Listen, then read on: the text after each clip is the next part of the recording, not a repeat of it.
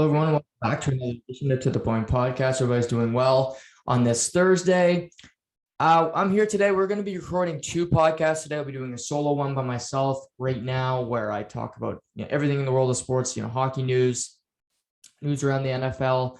Regarding tonight's Thursday night football, we got obviously the MLB playoffs, which have just been fantastic. And both CSs have been different for different reasons, of course. And then later this evening, I'll record a podcast with my buddy Ben Murray. We'll preview week 7 in the NFL. If you can believe it, it's already week 7. We'll talk about the big matchups tonight, Thursday night football. We're going to rank the top 5 teams in the NFC and AFC, give our opinions on that. So that'll be a fun show this evening. Then tomorrow, I will be podcasting. I was supposed to podcast with Harrison Shootenbell today. He needed another day. We're going to talk a lot of NBA talk tomorrow. I mean, a lot of drama regarding Ben Simmons. There's Kyrie Irving that I know Harry wants to hear his opinion on. So I'm going to allow him to do that. And we'll touch on the Lakers start, some other news, the Phoenix Suns not signing DeAndre Ayton to a rookie extension. So a lot that we can dive into, and we will do that over the next 24 hours as we talk about a lot of different things in the world of sports. But what has been the main, normally in the world of sports, baseball is an afterthought.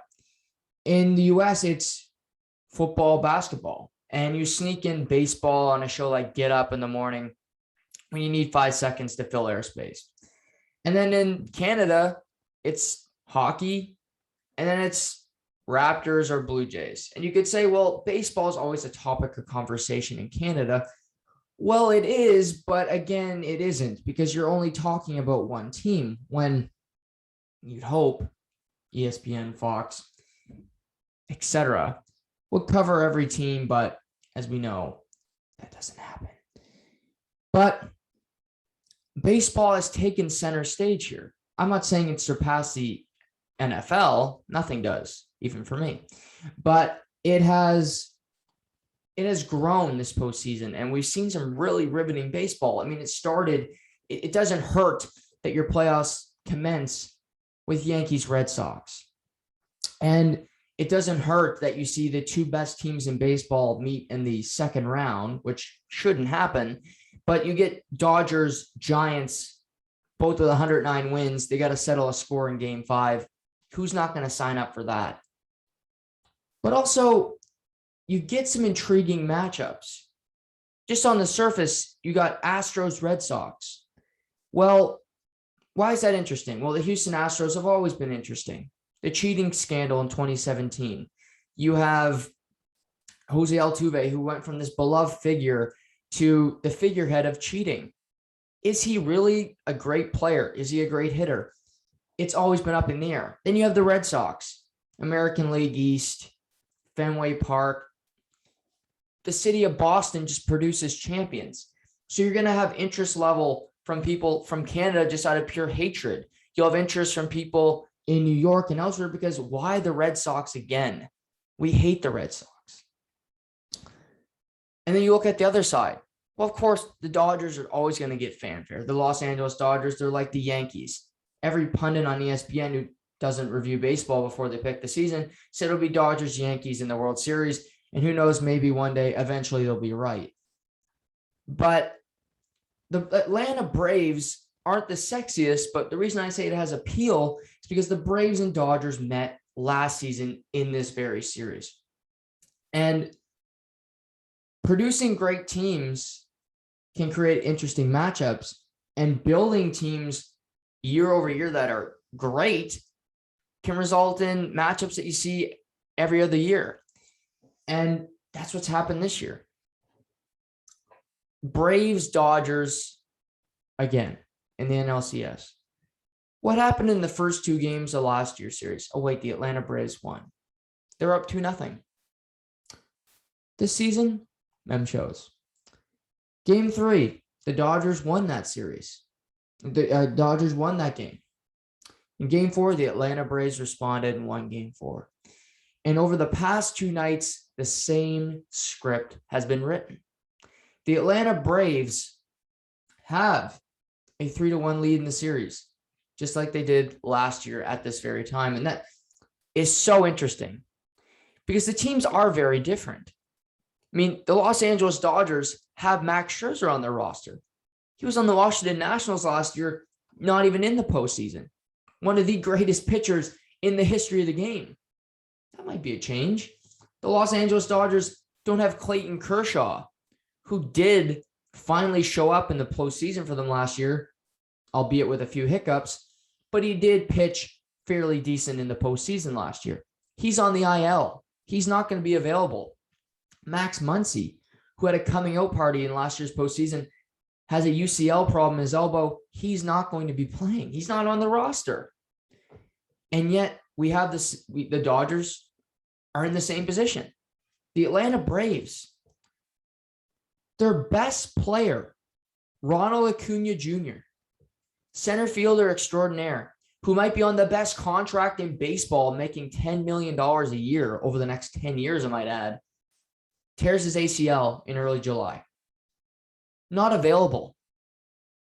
Not available. Adam Duvall. No, not Robert Duvall. Adam Duvall is in center field for the Atlanta Braves. Who's Adam Duvall?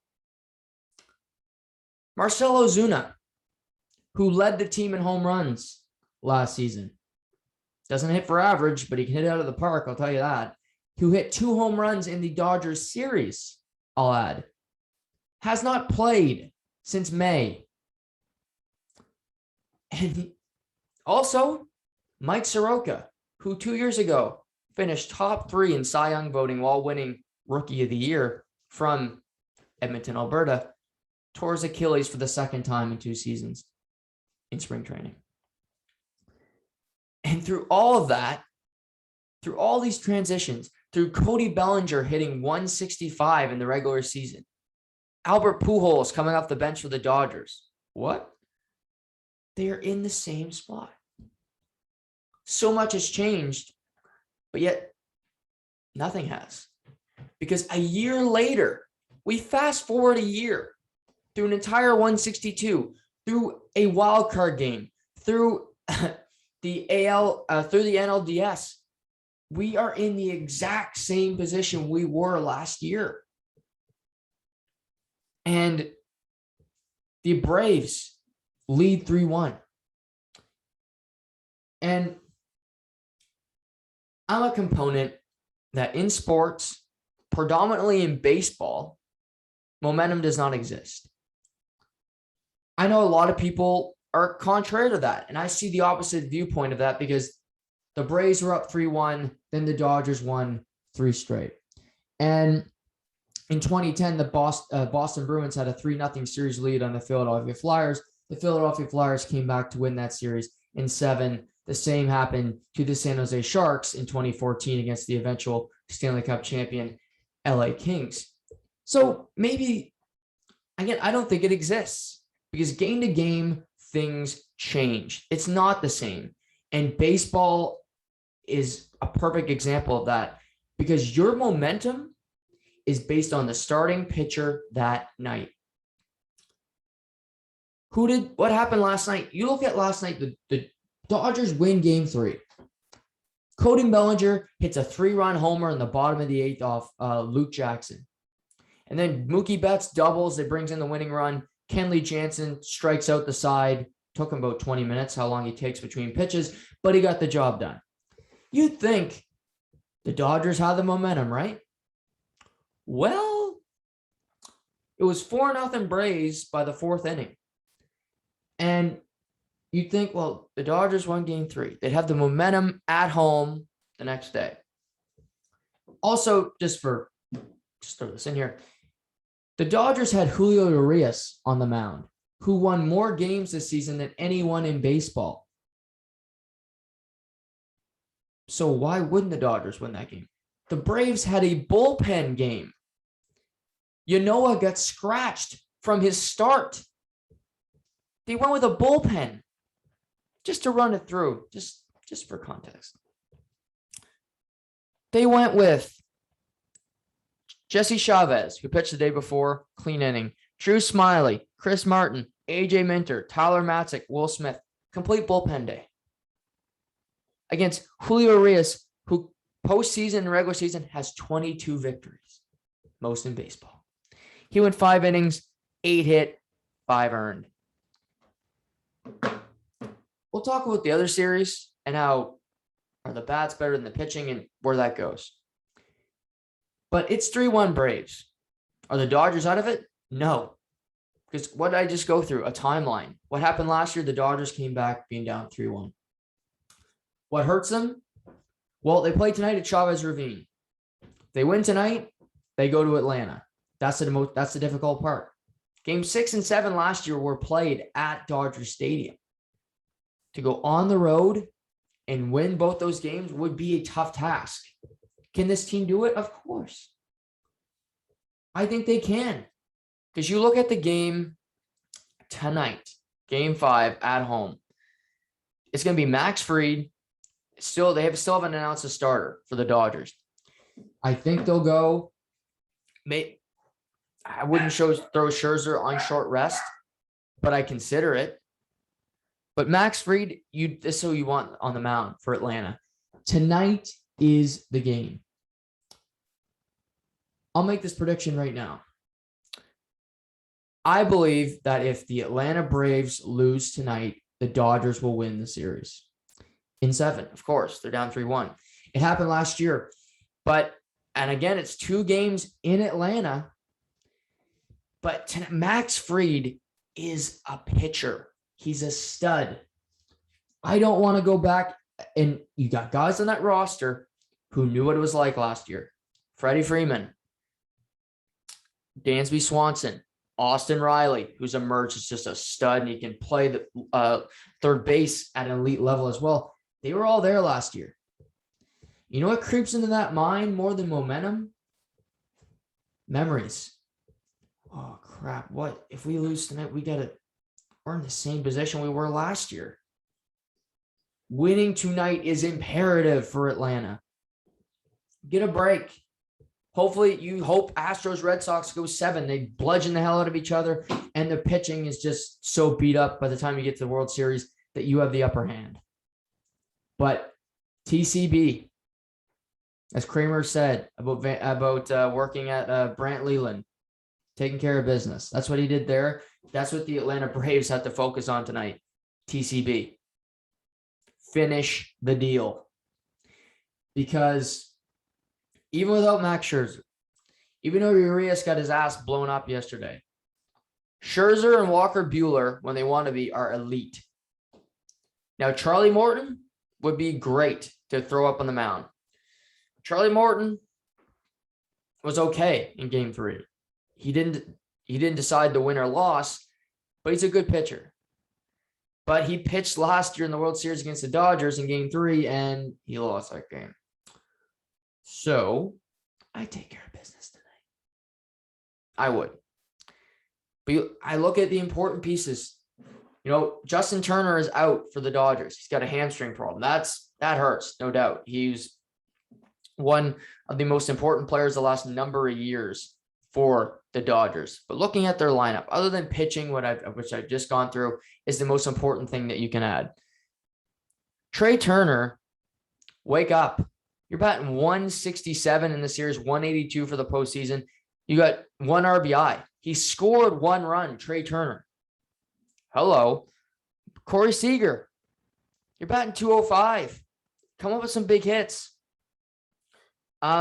Turner's out. Chris Taylor has been fantastic. You can't ask more from him. AJ Pollock, continue doing what you're doing.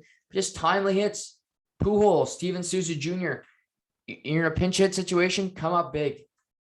That's what you need. You need guys to step up tonight. And again, that bullpen, when you have opportunities, get people out. But for the Atlanta Braves, I believe tonight is the night. Close out in Los Angeles. What a statement that would make. Astros, Red Sox play tomorrow. So they play game 6. Hopefully it goes 7. Like I just said, you get even more of a break. And you come in rested. You can go with your full pitching staff. You can get guys on full rest and throw your rotation out for that series the way you want it. You know, you can bank it looking at it like a 7-game series. And if it goes less, it goes less. But The Atlanta Braves have been counted out all season. They won in a National League East that was very weak. The Mets fell off at the end. The Nationals sold at the trade deadline. The Phillies had the easiest schedule post All-Star break. They choked, couldn't get into the playoffs. The Marlins were out of it from day one. But you got into the postseason. It doesn't matter how you got into it now. Some people might say the Los Angeles Lakers or the Tampa Bay Lightning have an asterisk because they won a Stanley Cup in a bubble. Well, I'll tell you, people that don't give a shit about an asterisk, it's the players that won that championship because they were a part of a winning team. That's all that matters here, is what you think in your head, in your heart, what that meant to you. So we'll see tonight, Game 5, Chavez Ravine, Max Fried against unknown starter for the Los Angeles Dodgers later this evening.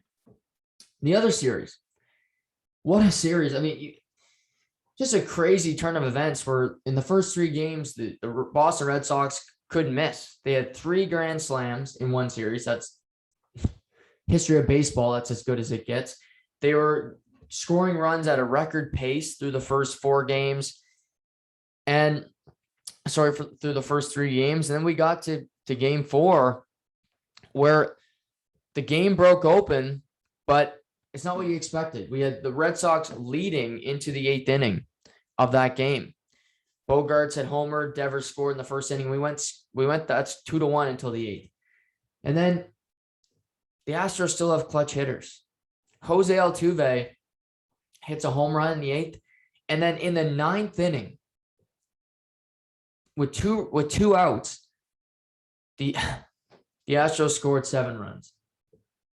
7 runs. Started with their catcher, Jason Castro, Michael Brantley, Yordan Alvarez, who's been just a machine lately. But they score 7 runs, Martin Perez, Nathan Eovaldi, and they get back in the series. Again, Boston had all the momentum, but who won the game? Houston. So that brings us to last night. Early start coming off that loss, and this game really was no contest from early in the game, where in today's game, starting pitchers don't go 7+ innings. Teams don't give them the option. We saw last year in the World Series, Blake Snell was chugging along. The Red Sox couldn't hit him in game 6. They yank him, and later that inning, the reliever gives up 3 runs. The Los Angeles Dodgers win the World Series. But last night was a rare occurrence where Dusty Baker, a veteran manager who has never won a World Series as a manager, gave his starter the rope. And Framber Valdez went 8 innings of 1-run ball for the Houston Astros, throwing under 100 pitches, I might add. He went 8 innings, 3 hits, 1 earned, 1 walk, 5 strikeouts. It's about as good as it gets at Fenway Park in Game 5. The pitching, they have no Lance McCullers Jr. They haven't had Justin Verlander all year, who had Tommy John surgery. Zach Greinke's not what he used to be. And yet they get Framber Valdez, who most people haven't heard of, comes up big. And on the opposite side, Chris Sale, who makes a hell of a lot more money, he's coming off Tommy John as well. Went 5 1/3, 3 hits, 2 earned, but 4 runs scored. And then the bullpen just choked itself away later in the night, where Ryan Brazier, Hansel Robles couldn't get the job done for the Red Sox. But now we bring into account who has the momentum. Because you look at it, after game 1, the bats for Boston were live. Bogarts, Devers, JD Martinez, they were hitting everything.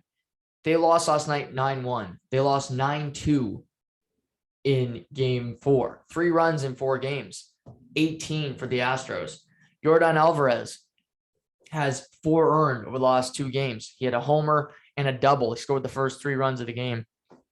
Brantley is playing. Yuli Gurriel scored 3 guys last night. So it's not Correa.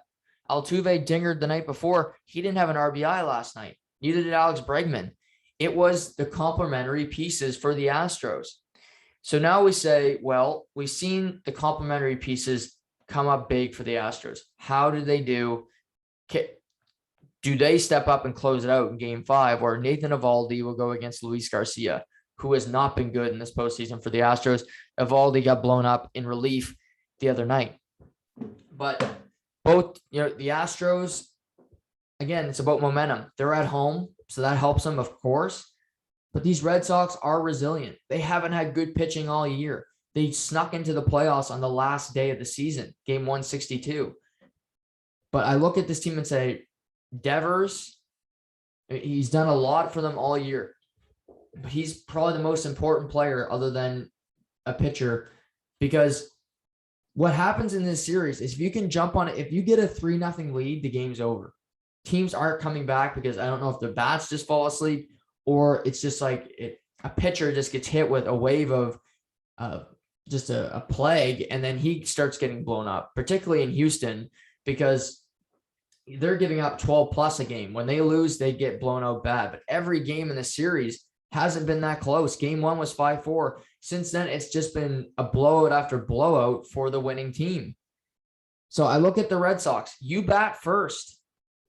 In game 2, in game 2, they hit a grand slam before the Astros took a swing at a bat. Jump on Luis Garcia early. Getting a lead is paramount in this series. It's indicative of who wins. If you can get hits early, if you can make life difficult on the pitcher, then the bats have to come out and you have to look at it like we have to climb Mount Everest to get back in this.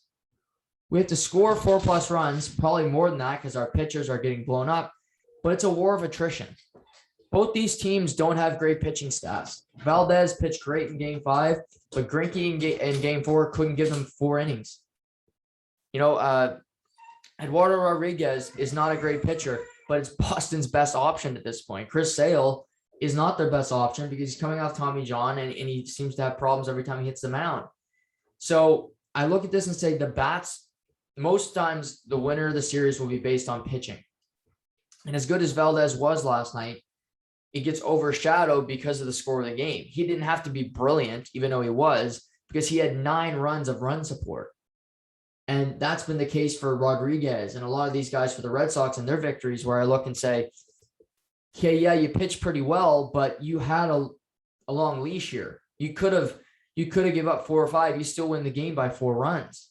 So I think the bats are more important than pitching. Normally pitching wins championships. Like I would say defense wins championships in, hockey, football, basketball, etc. I think it's going to be a juxtaposition here where the bats will win this series. It may shift, that narrative may shift come the World Series back to our norm, but I believe that the bats will win the championship, will win the ALCS for either the Astros or the Red Sox this evening. You got tomorrow night. So you got game 6 tomorrow. If the Red Sox win, it'll be game 7 on Saturday. So I think this will go 7. I mean, Astros are at home, but I think the Red Sox still have some fight in them. They got some good bats there. Don't be surprised to see this one go 7. And who doesn't love a game 7 in sports? It's another game. Winner take all is what we live for. We love the wild card game in baseball.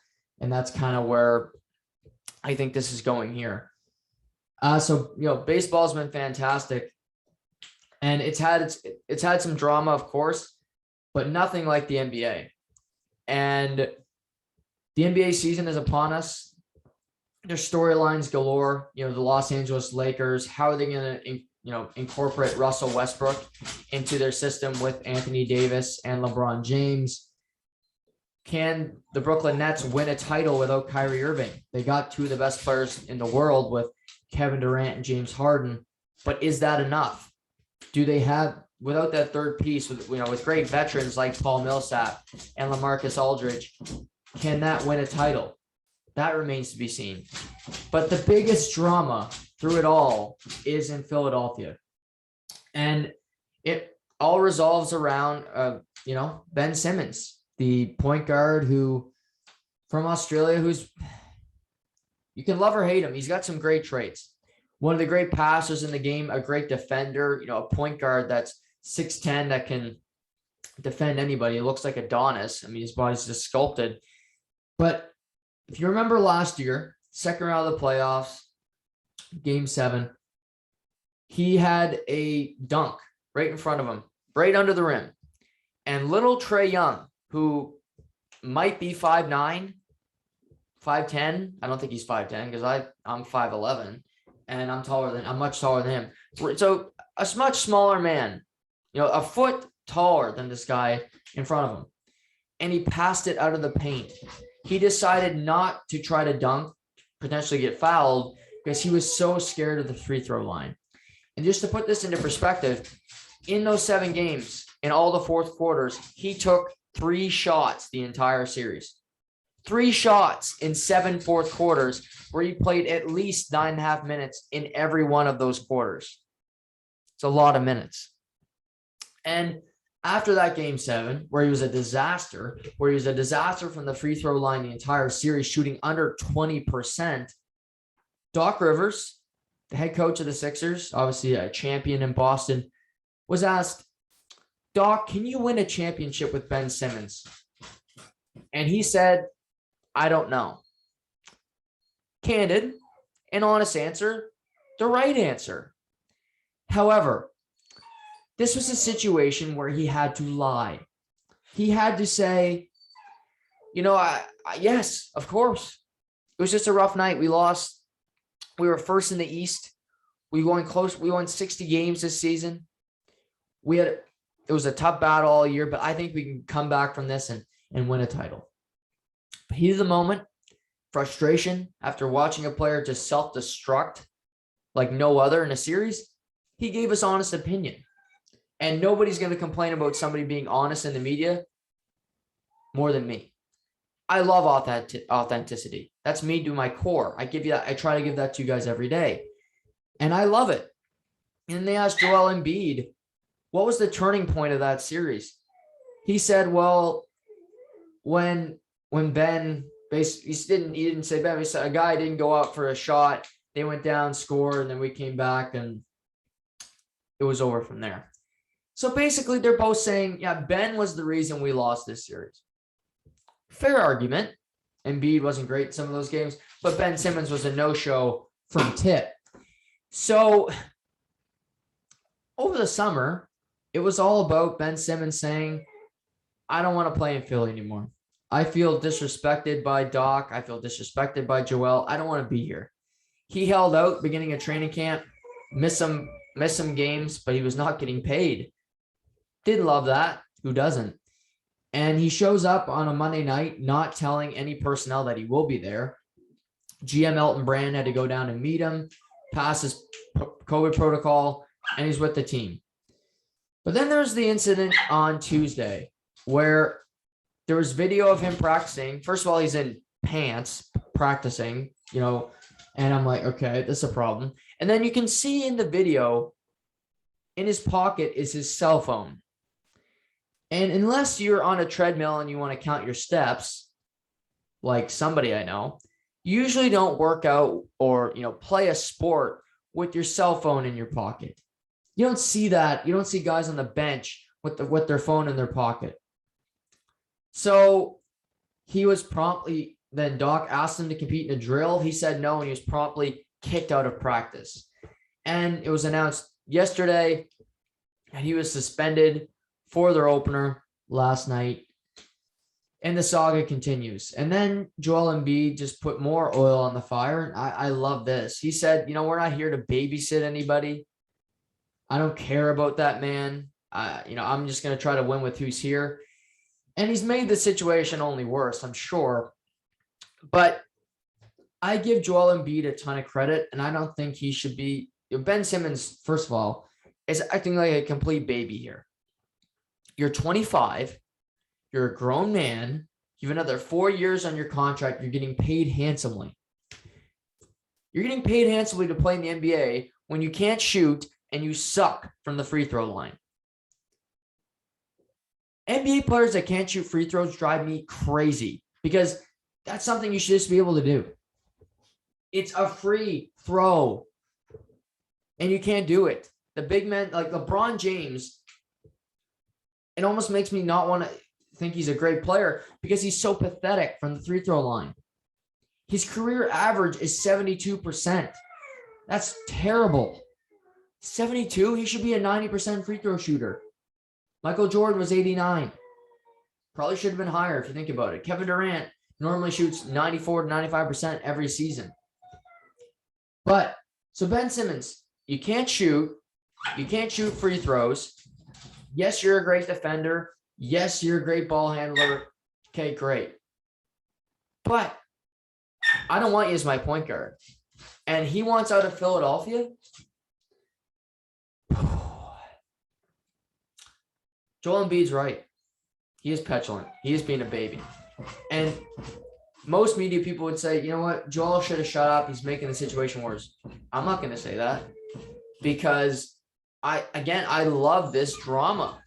It's compelling to me. Embiid speaking his mind. He's not giving hockey speak where it's just nothingness, where you get nothing because guys are muzzle themselves or they just show no personality because they're goons. NBA and NFL give you something in interviews. It's refreshing because they just speak their mind. That's what the media is there for. Bitch about, I would bitch about the media too if there's people saying Joel Embiid is doing the wrong thing today, because I'd be like, I'm giving you content. I'm being interesting. Why don't you go talk to player X who gives you nothing but 3 words and you can hardly understand him. But for Ben Simmons, if I'm Philly, number one, I keep suspending him and I don't pay him because he's not today. He didn't participate in a scheduled workout. He left the facility, so he's not doing his job. He's not practicing. He's refusing to participate in drills. I've heard since he's been there, Marcus Hayes of the Philadelphia Inquirer reported that he hasn't spoken to Doc Rivers or Joel Embiid. He's just there. Yes, he's on the roster in name only. And why? I don't think he would dress, but why dress him? Because he's only going to hurt your team. Now, you obviously want something for Ben Simmons, but through all of this, the person who might have overplayed his hand is Daryl Morey, who's the president of basketball operations. What are you going to get for Ben Simmons right now? First of all, if I'm another team, yes, I love his ball handling ability. Yes, I love his defensive play, but he's acting like a little bitch. I don't want him on my team. What if he gets traded to your organization? He goes, no, I don't want it here. He could wake up tomorrow and be like, you know, I hate it here.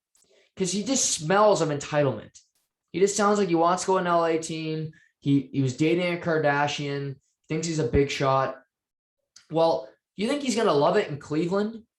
Because that's a team I think he could be moved to. Or Sacramento, is he going to love it there? Because guess what? He's not getting traded to Portland. Damian Lillard, they're not trading Damian Lillard for him. They're not trading CJ McCollum. I'm not trading Bradley Beal to Philly, even though Bradley Beal is not vaccinated, and that'll probably be a problem for them. Although he might be. He played in Toronto last night. But I've heard that he wasn't. And I'm not trading him to Washington because I want Bradley Beal. So are you going to trade him to Cleveland for like a guard like Colin Sexton? If I'm Philly, I don't want Colin Sexton. He does nothing for me. Like, where's he going to go? You're getting nothing for this guy who has another 4 years on his contract. That's another thing for a team where you have to eat the rest of that money for a guy who can't shoot a lick. I think a team that would be interesting if they could get him is the Golden State Warriors, because he wouldn't need to shoot. Guess what? You have the best shooter of all time is Steph Curry. Come January, the second best shooter of all time, Klay Thompson, will be available. Draymond Green could be in the package because Ben is better than Draymond at this time. He's a better defender. He's a better ball handler. And you can put Ben in the paint and he can be your power forward. But I don't know if Golden State will want to trade for Ben Simmons or not, but it's a bad situation for Philly. And you could say they dug their own hole, which in a sense they did. But also this is on Ben Simmons he just doesn't seem like a hard worker to me. That you know what the problem is. Your free throw shooting is the issue. And you haven't worked on it enough to be competent because you're afraid to go there at the most clutch moments of the game. You run from it. And it doesn't look good for Ben Simmons here. I don't know how this ends, but it's not a good situation. And if he feels he's doing like he's winning at this, I don't understand for him. But good luck to him. I don't know how this goes, but don't be surprised if he's on the Philadelphia 76ers roster for a while, because I think teams are going to be very timid to acquire him. And if it's a team that is going to acquire him, it's a team that's not going to have any chance of winning. So he's going to go to a team that's going to be a bottom feeder. Well, how's a player with a bad attitude going to do there? He was first in the East last year in Philly. But life goes on, and we'll see where this goes. The season kicked off last night for the Toronto Raptors as they welcomed the Washington Wizards, their first home game in a while. Last year they played in Tampa Bay. The year prior, this was their first game at home since March, when the pandemic started. So March 2019.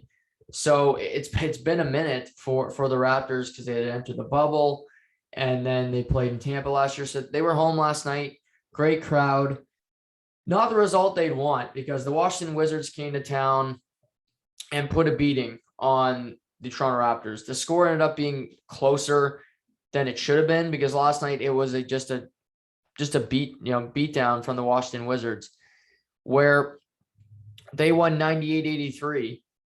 But the Raptors came into this season. I listened to Nick Nurse's interview on Overdrive on Tuesday, and he talked about how this team was going to be better because last year they really struggled in the paint, which was true.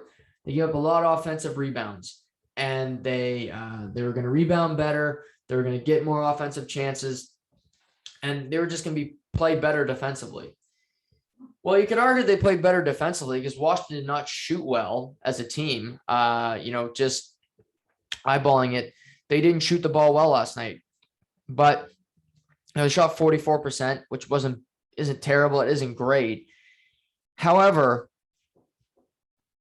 rebounding is still a problem for this team, and also defending the paint. Rebounding, they had 19 offensive rebounds last night, the Raptors. That's really good. 7 for the Wizards. So you're plus 12 in offensive rebounds. You only had 83 points. So that's the first thing. But points in the paint, you look at this Montrezl Harrell, who's been kicked out of the Clippers. The Lakers said, get out of here, we don't want you. Had 22 points last night. Every point was in the paint. Off the bench, and he also had 9 rebounds. You look at Kuzma, 11 points, 8 of them in the paint. Spencer Dinwiddie, 13 points, 8 in the paint. They were in the first half, they had 42 points in the paint, and they settled down in the second half. But I look at who's going to defend for the Raptors in the paint. Okay, Precious Achiuwa played at the center last night. He's brought in from Miami. He only played 18 minutes, so that doesn't tell you great things about him. But we'll see. Ken Birch. I think he's going to have trouble with some guys in the paint. You look at a team like the Celtics, who they have Friday. That won't be an issue. Dallas, it's just depending on your matchup. Like if you're playing the Lakers, that's going to be problematic. If you play the 76ers with Embiid and Andre Drummond, I don't like that matchup a lot either. And it's been this concept forever that you don't need bigs anymore in the NBA, because if you can't shoot the three, you're worthless. I think the big is going to come back and be important in this NBA, because just scoring points in the paint can win you ball games. I look at the Lakers. If they're going to be a successful team, it's not going to be because they're great shooting the outside shot. Yes, they acquired Wayne Ellington, who can do that. Yes, Malik Monk, who's a role player, can do that. But you look at the team. LeBron, his specialty is not shooting threes, even though he shot 11 on opening night. Russell Westbrook, if he is shooting threes, you're going to be losing games. His position, drive the ball to the paint. LeBron, the best driver of the basketball maybe in NBA history. Anthony Davis, get to the low post. Who can guard him? Nobody.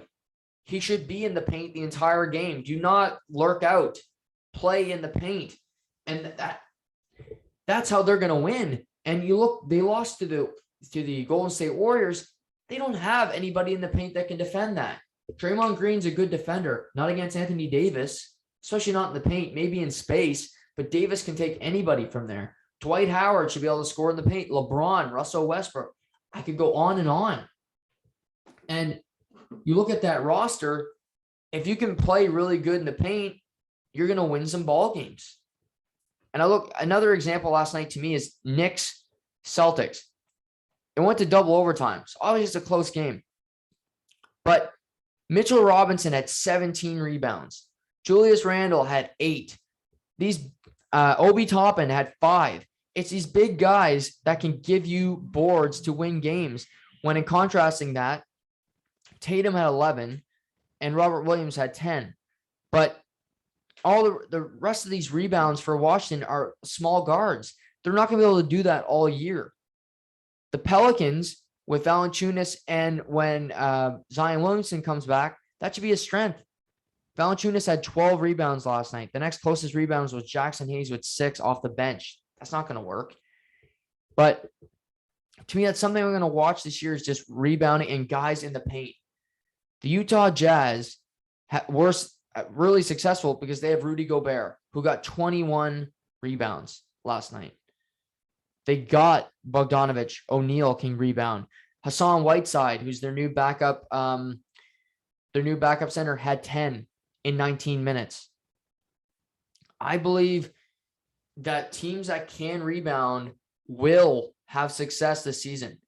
And traditional bigs, yes, they may have a tough time guarding outside, but if you're a team that doesn't shoot the ball from 3 well, that doesn't mean you can't be competitive. And I truly mean it. I think the Raptors on paper are far better than the Washington Wizards. No doubt about it. I mean, I like Fred VanVleet. I like OG Anunoby. There's no Pascal last night, but Dragic, sure. Compared to, I love Bradley Beal, but you look at the rest of that team and you go, Kyle Kuzma, who is a role player in LA, who's a cast-off. Okay. Montrezl Harrell. No thanks. Gafford at center. Spencer Dinwiddie, who's coming off a torn ACL. I mean, that should be a winning matchup, but why did they lose? Because they gave up too many points in the paint. And if you can rebound well enough and you can get in the paint area enough in a game against a team that shoots well, you play good defense and dominate that area, I think you can win games. The Atlanta Hawks got to the conference final. Yes, Trae Young and they shot a ton of threes, but Clint Capella grabbing rebounds was another big part of why they got there. And we'll see. I think a team like Philly, yes, they're without Ben Simmons, who did grab 10 plus rebounds a game, but Embiid, they lost Simmons, but they got Andre Drummond off the bench, who is a great guy to bring off the bench because he's a traditional center. He's not going to have an outside shot. He's not going to shoot the 3. But what he does give you is a ton of energy. And he had 17 rebounds in 19 minutes. That's invaluable. Embiid last night only had 6. He had a quiet game. But Tobias Harris had 12. So this is something I'm going to keep my eye on this NBA season to see if teams with traditional big men who don't shoot the 3, who don't stretch the floor per se, can still have a ton of success. And, the Nets are total opposite of this theory because they really, they get outclassed by the Bucks on opening night, where normally I talk about the ring ceremony being a curse where the team that gets the ring comes out flat. Well, the Nets were flat. Kevin Durant had 32 points, but he took 25 shots to get there. That's not normal KD. Claxton at center, still a work in progress. Blake Griffin. Patty Mills was fantastic, going 7 for 7 from 3. That's exactly what you want. But LaMarcus Aldridge, Paul Millsap, these guys are going to take some time. James Johnson, these guys are going to take time to mesh. The best teams in this league, you look at teams that people have winning the championship: Brooklyn, the Lakers, even Phoenix is coming back together. But these teams that have a lot of changes that are really good, they're going to take some time. The Lakers, the Nets, teams that I think they'll have more success throughout the season. is a team like Utah, who stayed together. Phoenix lost last night, but I think they'll have more success because they don't have that many changes. DeAndre Ayton is there, Chris Paul, Devin Booker. So we'll see what they can do with that same roster. But I think teams that stuck together, Philly is very similar. I expect them to have a good season. They win by 20 last night against New Orleans. I expect the teams that have, cohesion, have chemistry to be better out of the gate, and potentially we might see a Philly win the East over a team like Brooklyn, or Milwaukee win the East, like they have the last number of years, 2 of the last 3 years, because yes, they lost PJ Tucker, but Giannis is still there. Chris Middleton is still there. Drew Holiday, who was injured, is present. So you have a lot of the same nucleus where the Nets are trying to work things out. The Lakers added the biggest piece of the offseason, Russell Westbrook, who's played his whole career being the solo star. He's going to take some time to adjust to being the third option on potentially a championship team. So we'll see how he adjusts to that as we move forward this season. We're just a few hours away from Thursday night football. It's going to be Broncos Browns in Cleveland. And like most Thursday nights, it's a tough week because you only have 3 days between games. You got to be ready. But for Cleveland, it's much more dire because yesterday Baker Mayfield had a press conference and said that he will not be starting tonight for the Cleveland Browns. He's got a torn labrum in his non-throwing shoulder. It's popped out. His shoulder's popped out 4 different times this season, including twice last week against the Arizona Cardinals. And that might be why he has a 35 QBR, which is quarterback rating, which is good enough for 30th in the NFL, where comparing that to last year, he was in the top 5 in the last 10 games of the season. So he's been struggling mightily, and they're turning to their veteran backup, Case Keenum. Now, Keenum is one of the best backup quarterbacks in the NFL. He led the Minnesota Vikings to the NFC Championship game in 2017 when the Eagles beat them, but he did have a strong season that year. But this is his second straight season as the backup to Cleveland. But Cleveland is this is the worst possible time for them to have a Thursday night game because they don't have Baker Mayfield, so no starting quarterback. You don't have a left tackle. Jedrick Will is out. You don't have a right tackle. Jack Conklin is out. You don't have both your starting running backs, which is the nucleus of the Cleveland Browns, are both out. Kareem Hunt and Nick Chubb are both inactive tonight. And you might not have Odell Beckham Jr. either. And you don't have Jarvis Landry. So potentially you're going to be without your top 2 receivers, your top 2 running backs, both your starting tackles, and your quarterback. Doesn't sound good. And Cleveland is a team I thought could get to the Super Bowl. I had faith in Baker Mayfield a lot more than some people. And so far this year, I'm not going to blame the whole thing on injuries because he hasn't been very good from day one. I thought in game 1 of the season, prior to the torn labrum, he was throwing wild high. His passes were missing guys. He was throwing over people in that game against the Chiefs. And I look at Stefanski as well. Some of his coaching decisions this year have not been good. Going for it on 4th down far too often in stupid situations. Not taking the points in close games.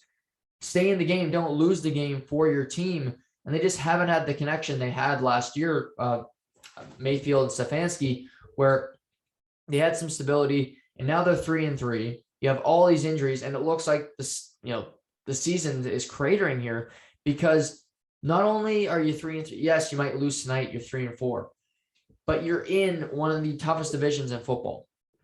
Because looking ahead, you got Baltimore twice.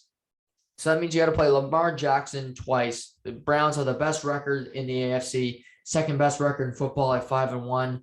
They've been pretty darn consistent since week 1. Not an easy task. You also have the Cincinnati Bengals. Cincinnati's not a walkover anymore. And even when Cincinnati was terrible, they always give Cleveland fits. They would usually split that matchup every year. Joe Burrow is playing at a very high level. The Cincinnati team has confidence under Zach Taylor. So those aren't easy. And then you have the Steelers. And yes, the Steelers aren't impressive on offense. Najee Harris is their leading receiver. Yes, Big Ben is getting the ball out of his hands quicker than he ever has.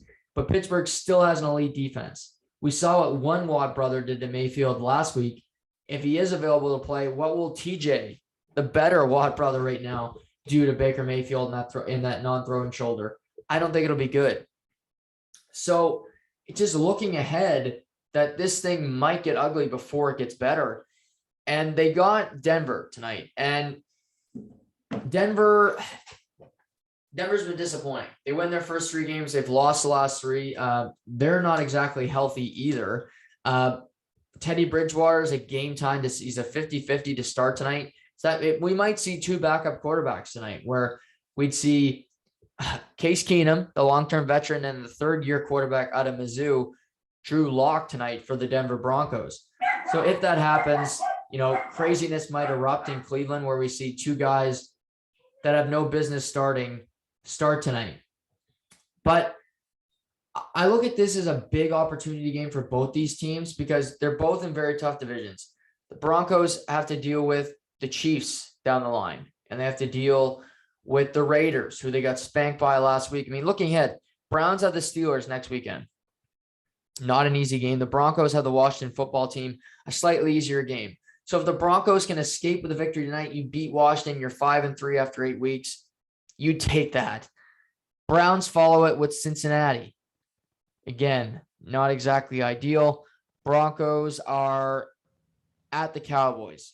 Tough matchup for sure, but nevertheless. Then the Browns go to the Patriots. Not an easy game.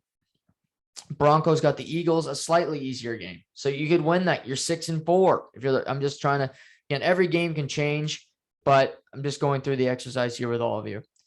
Then the Broncos, they are on a bye, but the Browns got the Lions. You got to think, even with Case Keenum, you win that game.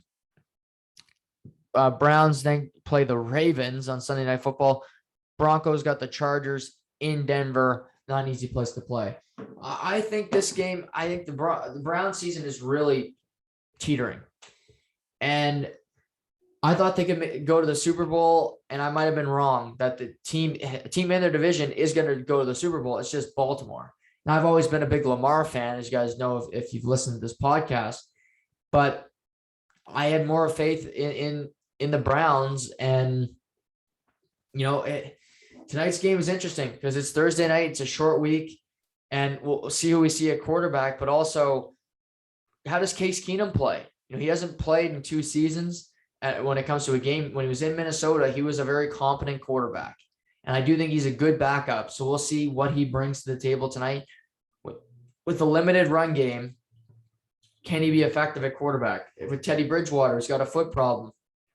Can he bounce back after a couple really bad weeks? 3 interceptions last week against the Las Vegas Raiders.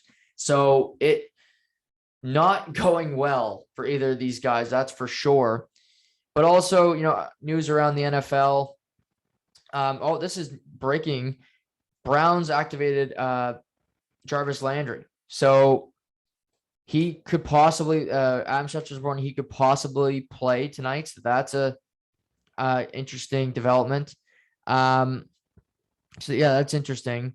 Also this week, we heard a little rumor out of Houston that, November 2nd is the NFL trade deadline. And normally there's nothing huge because trades are hard to come by and draft picks are so coveted in the NFL.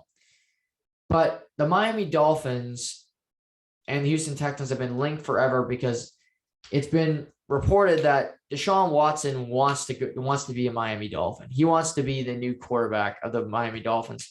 And he's not playing for the Houston Texans this year. He is he's a healthy scratch because of his situation legally, where he's dealing with court cases. He's doing court in February after the season's over, so he can deal with his court proceedings. We'll see if he gets charged. And he went for some massages, didn't go well. Women are saying that he was really inappropriate, did sexual misconduct. So there's some serious allegations here, and we'll see how those get rectified. But just for instance, if everything goes well, he's healthy next year, mean, Deshaun Watson's one of the top 5 best quarterbacks in football. And the Miami Dolphins are 1-5. I believe the most disappointing team in the NFL this season. Cleveland right there with them. But they have Tua Tagovailoa. And he didn't play bad last week against Jacksonville. But we do know 2 things about Tua. He's injury prone, and he doesn't change your world as a quarterback. He didn't play bad last week, but at the same time, you lost to Jacksonville, who did not have a win prior to playing you. And I look at Miami, I don't think he's better than Josh Allen. I don't think he's better than Mac Jones. Zach Wilson, I would probably take Zach Wilson. Just the 3 quarterbacks in this division. So how many division games are you going to win going forward? Their defense has been terrible. But in this scenario, I don't think Houston wants Tua Tagovailoa in the trade, but maybe you can make another trade that Tua goes elsewhere. But I would want Deshaun Watson if he's cleared of everything. If he did something where he's legally, put him in jail, of course. That's not even a topic of conversation here. But the NFL is a lot like capitalism. You want to prey on the vulnerable. You want to get, if you have a distressed asset, normally in life, you don't want to touch somebody who's got a bunch of dirt on him.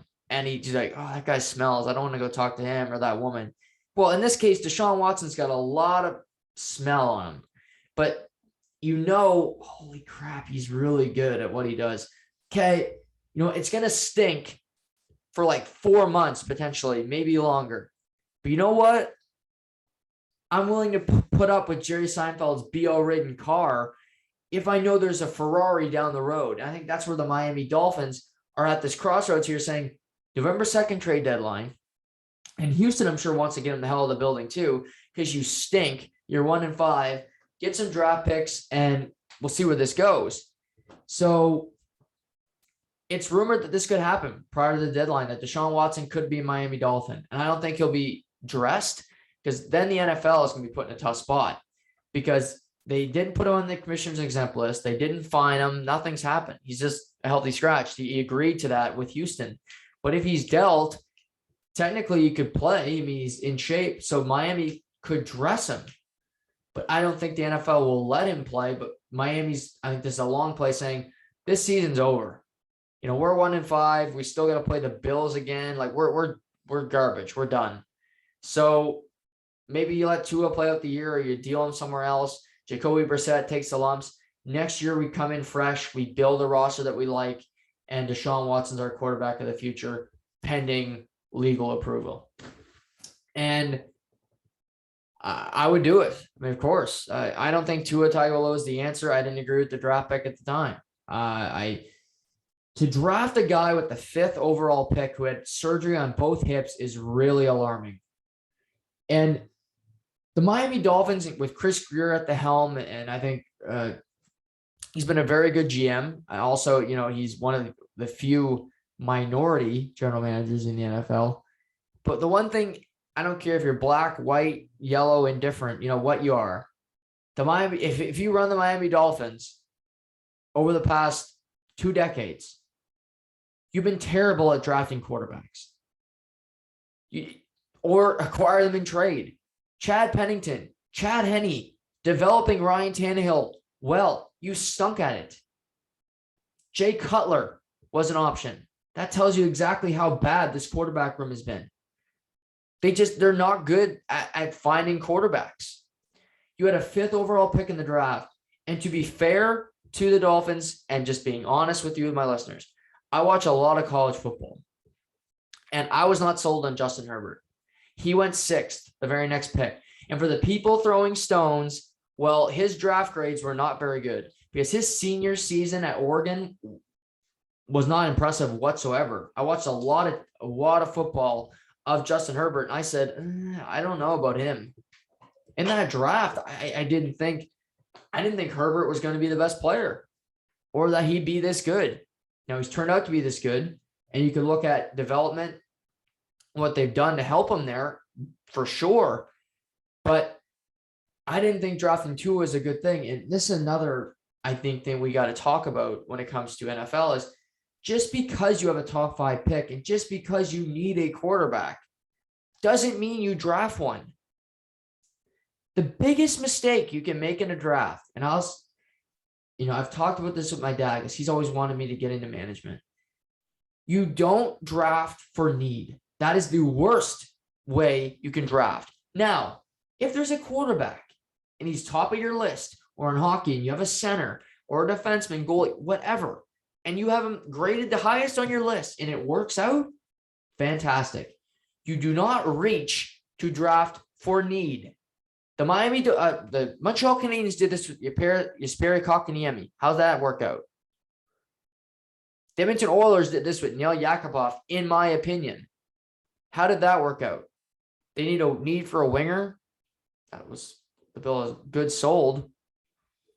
But just because you're fifth and you need a quarterback, you look at a guy and say, okay, this guy is the most brittle college quarterback available in all of the draft. We're going to take him. He's a lefty, doesn't have a big arm. Yeah, let's draft him. Let's do it.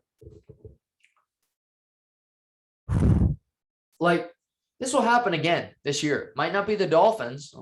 If they trade for Deshaun Watson, they'll avoid that mistake. But it's a weak quarterback class thus far in the college football season. But somebody will look at Desmond Ridder, who I do like. I don't think he's a stud, but I like him. I don't know if he'll be any good in the pros. I have my doubts because he's too inconsistent and very good in the college game. But somebody will look and say, well, yeah, Desmond Ridder is pretty good. And we need a quarterback. Let's draft him high. Maybe not. Is Matt Corral going to be a great NFL quarterback? I don't know. I like him in college, but I don't know. But this happens every year. Josh Rosen is in the practice squad in Atlanta. He's drafted 10th overall by Arizona. Oy vey. But I'm interested to see if this trade can happen, because it would shift the AFC East coming in next year. I'll tell you that, because you'd have two elite quarterbacks in it. You'd have Josh Allen and Deshaun Watson. Mac Jones continues to get better, but have those two guys in the same division. Brady never had that kind of competition in the division. And I'm sure Josh Allen's thinking, well, I got a clear path here to do whatever the hell I want. And maybe he won't coming down the road here. News today in the NHL, the Winnipeg Jets are dealing with some COVID issues, as well as the Pittsburgh Penguins. But touch on Winnipeg first. Blake Wheeler tested positive for COVID yesterday. He's going to be in isolation for at least 10 days. Mark Scheifele tested positive for COVID, but however, he's asymptomatic and he tested again and he was negative. So if he's going to take another test, and if he's tested negative this evening, he will be in the lineup for their home opener against the Anaheim Ducks. The Winnipeg Jets have been off to a rough start. They are 0-3 or 0-2-1, losing to Minnesota on Tuesday, which was a fantastic game. You saw a Superman punch in that game, some great goal scoring. You saw a hat trick from my boy Joel Eriksson Ek. Marcus Foligno, who might have had a Goriau hat trick. Just checking if he got the assist the other night. No, he did not get the assist, but he had a fight and a goal, which was great. Superman punching Brendan Dillon of the Winnipeg Jets. But, Minnesota's undefeated. The Jets haven't won a game yet. They're playing Anaheim, who they lost in their season opener to. Connor Hellebuck has not been good. The team defensively has struggled, so they still need to figure it out there. Hopefully Scheifele is available tonight. Jeff Carter has tested positive for the Pittsburgh Penguins, so he's going to be out moving forward this week for Pittsburgh. They have the Toronto Maple Leafs at home on Saturday, so he'll be out of that game. Obviously, they're already missing two of their top forwards, two top centers in Malkin and Crosby. So that position gets even less depth for Pittsburgh. But really, the biggest story across hockey is the Montreal Canadiens. 0-4. Tuesday night, they lose 5-0 at home to the San Jose Sharks, who, you see this all the time where you got teams that win early and people are like, oh, this team's pretty good. Like San Jose's 2-0. No, they're not going to be any good. Buffalo's 3-0. Okay. If you think Buffalo's going to be in the playoffs, stay it now, and I'll give you all the credit for that opinion. But, my Devils, 2-0. Told you, be fun to watch. They got Washington tonight. Tune in that one. Fun game. Scott Wedgwood getting the start. But you Montreal, it's not good. Definitely not good. And then they got the word that Joel Edmondson, who's his father, has lung cancer. He's taking time away from the team. He was an important part of their defense core. They'll get better. I mean, obviously, you lose 5-0 at home to San Jose. They got Carolina tonight at home. So an important game. Carolina's has not lost yet. Frederick Anderson's been very sharp in the net so far for Carolina through only 2 games. Crazy they've only played 2 games. But for Montreal, they're not scoring goals. And that's going to be a problem all year because they lost. It's on Suzuki and to run the offense, really, and Caulfield, 2 really young players. But I don't love Christian Dvorak. I said, okay, it was a good trade because you needed somebody, but I don't love the way he plays the game. So that's kind of he's a seat filler. And then you look around at their team defensively. Savard, Romanov has struggled for sure, but I want to give him more of a leash. The guy can play. Put him in some situations to be successful, to add some offense. And clearly Dominic Ducharme doesn't trust him, but that frustrates me to no end because you're putting him in a no-win situation. And across the NHL, we're still leaning in. Teams are playing their 3rd and 4th games tonight. Florida looks really good. They beat Tampa. They're playing Colorado tonight, which should be a great game. 2 really good teams. Calgary's off to a slow start. You got Vancouver, who's 1-2-1, haven't been great. Chicago, got to be a lot of pressure there with Marc-Andre Fleury's not starting tonight. They are 0-3-1, so they've been off to a disastrous start. Edmonton looks good. However, Mike Smith is out with an injury. He's on IR now. So Koskinen takes the starter role. That'll cause some panic. I mean, you got something. Washington's 2-1, hot start. Ovechkin, 4 goals. No surprise there.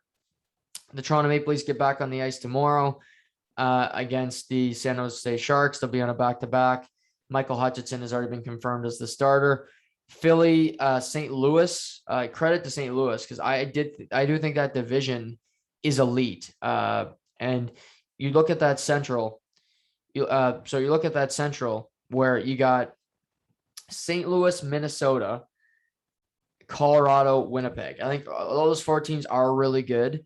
And you also have Chicago, who I think has potential to be good. And then Dallas is a sneaky team too, because they always are there. They play hard every night. They got LA tomorrow, who's 1-2 to start the year, but they should be competitive as well. So interesting start to NHL season. We'll dive more and more into it as the season goes along, of course, and different headlines. And obviously COVID, which is never ending in our world, continues to take shape in the NHL as well. But like I said, I'll be on later tonight with Ben Murray to preview Week 7 in the NFL. I'll be back tomorrow, talk some basketball, also talk some hockey with Harrison Shootenbells. He's a big Montreal fan. We'll talk about the Montreal game tonight against Carolina. We'll talk about all the aftermath of that game and his thoughts on the early season throughout the NHL. So everybody, thanks for tuning in. Appreciate the support, and I'll talk to you guys real soon.